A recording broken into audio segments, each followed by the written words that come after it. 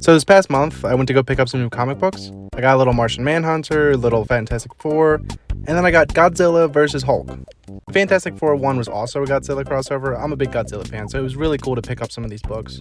And the more I started reading, I started to realize, whoa, Hulk is really good in this. I mean, it's a very simple story, but I'm starting to think, is Hulk a cool character? Damn. Obviously, that was just bad setup. I'm a big fan of both characters. Hulk specifically, since I was a child. My appreciation for the character really started with this 1-2 punch of getting the first couple issues of World War Hulk, paired with this little 2-pack of these freaky figures. I was really shocked that they made figures of a specific comic and not just like a movie or more recognizable appearance. All while having dinner at Perkins. Really game-changing for a 5-year-old. Pair that with watching the infamous Marvel.com short where he's paired up with other characters that I liked. Hulk was really starting to cement himself as one of the big pillars of Marvel, at least in terms of marketing for young children. Because honestly, before that Perkins trip, I really only knew Hulk because of a few episodes of his TV show and the 2003 movie, which I only watched 2 seconds of. Those 2 seconds being where his eyes turned green right before he transformed. I had this little fox toy with these searing green eyes that, once I saw the movie, I started to associate him with the Hulk. So as far as I was concerned, he was the Hulk. Because I'm stupid. But back to the main story, this really all culminated in the 2008 Incredible Hulk movie.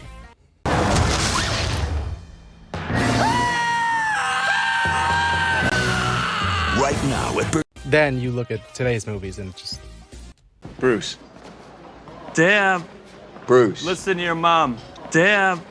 It is a very dead horse to say that they don't really know what to do with Hulk in these movies. This whole deal with Universal really caused Hulk and Namor to just piggyback off of other people's movies for like a decade now. For Namor, it works as I fit he blends in with other people's stories.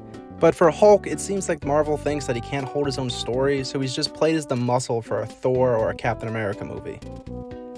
Honestly, Hulk is a super interesting character who deals with hopelessness and inner turmoil and coming to terms with who you are.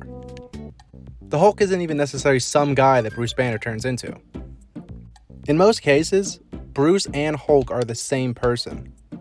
Bruce suffers from dissociative identity disorder, which causes him to have a series of personalities that I might mention later. One of those personalities is the Incredible Hulk. Just this angered-filled manifestation of his hatred and his trauma towards his father, Brian Banner, key player. So this mutated gene or chromosome that he got from his father, who also worked with the bombs that he later, started using, was sort of awoken when the first gamma bomb went off in front of him, when he was saving Rick Jones. So you take those mutated chromosomes that have always existed in Banner, and you mix that with one of his personalities, and then you get the Hulk. Now, this specific interpretation was taken from Hulk Season 1, one of my favorite Hulk comics. This and the movies and a lot of other interpretations all kind of bang around the same couple ideas mixed and matched, but this comic I think is the most cohesive explanation of how this guy works, and I think it really explains it best for a fan to understand. Now for their main goals. Hulk hates Banner and Banner hates Hulk. They're constantly fighting for control.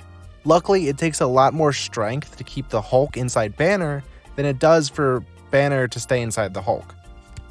So, by default, Bruce is stronger, the whole your passion, I'm will thing. I think it opens a lot of good avenues for storytelling, because when you boil it down, your main character hates himself.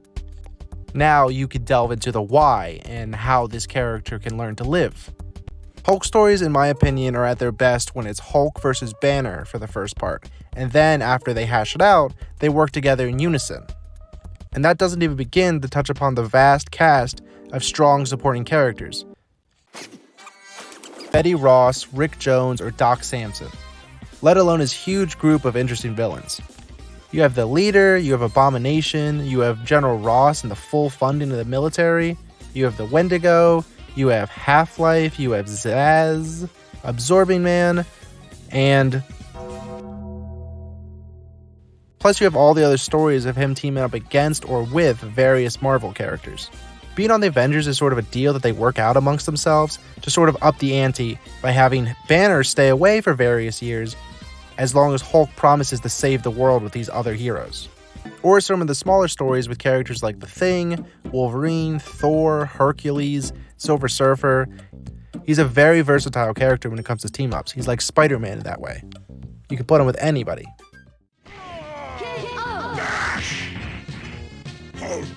strongest one there is. Let's start with some reading recommendations. This is mainly going to be pulled from the Raw Hulk Moments recommendation thread on Twitter, since I really like their page and agree with a lot of the listings. A good place to start would be the original books, but that could be taxing to some new readers who can't really adjust to some of the older quirks of the time. So I would recommend either Hulk Season 1, as I mentioned, Hulk Gray, or just skim a wiki. I know that's blasphemous, but if you really do want a rendition of the character and you just want to jump into the latest thing, sometimes catching up on certain aspects could help. Obviously, make sure it's correct facts. Next, Bill Mantlow's arc is revolutionary for the character. It deals with a lot of the aspects I spoke about in this video, and it's an all-around great comic, a good starter after you understand the basics. Next, I would go into Peter David's run. I think this is some of my favorite early material for the character. I think it builds upon the last recommendation with all of his childhood stuff and really fleshes out the character. It also deals with the Professor Hulk personality that you see in the movies. It's kind of a melding of the two characters. I'm not the biggest fan, but it was a huge part of his character, and he did show up like that in a lot of arcs and games, notably the Infinity Gauntlet arc and Marvel vs. Capcom 2. Or at least I think he is. I can't really... The art looks weird with the shaved head. And then there's the Planet Hulk and subsequent World War Hulk arcs, where the Illuminati sends Hulk to space and his eventual return. These are very popular books and do not need intensive coverage. If you're watching this video, you already know about these.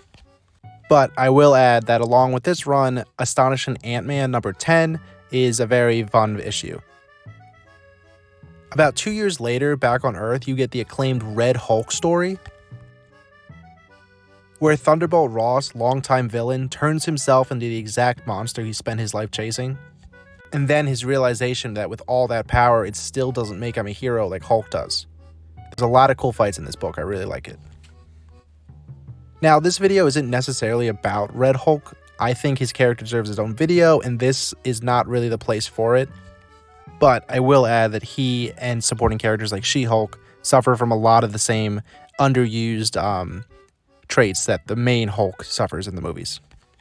Then, after a couple years of being aimless, the character will get the shakeup that it desperately needed in the lackluster event Civil War II, where Hawkeye, at the request of Bruce, mercy kills the Hulk, leading into the Immortal Hulk, the big one. Put it on the list. One of my favorite aspects of the story is the whole concept with the one below all, counting the one above all from mainline Marvel. That, is a personal favorite of mine. I like the Beyonder and all that higher realm stuff. This, again, is a very infamous book. A lot of people know about it. I would just start reading it. I won't spoil too much, but we do get another appearance from our favorite. Ever since then, the comic side of the character has been really looking up. Some recent things I'll mention are his rendition in the new Ultimate line, where it gets the intelligence of the Professor Hulk from the 90s, but he learns martial arts through Iron Fist and just becomes a really broken character. It's a lot of fun, but it doesn't take too much away from the grand universe that they're telling. That's still ongoing, so it's yet to know how much he plays. And one of my personal favorite runs is the Philip Kenny Johnson run from 2023. I would start with the 2023 annual, but the main book is a good jumping off point. It's ongoing, so it's still hard to tell, but it brings the character back to a lot of his monster roots and deals with a lot of body horror. The transformations are really crazy. A strong recommendation from me. So, all in all, the character's not looking too bad, at least if you know where you're looking. If you enjoyed this video, I really would appreciate leaving a like and a comment, maybe some books that you would add to the list, or if you ended up reading any of them, tell me what you think about them. I would really appreciate them. I check every comment. I really do enjoy it.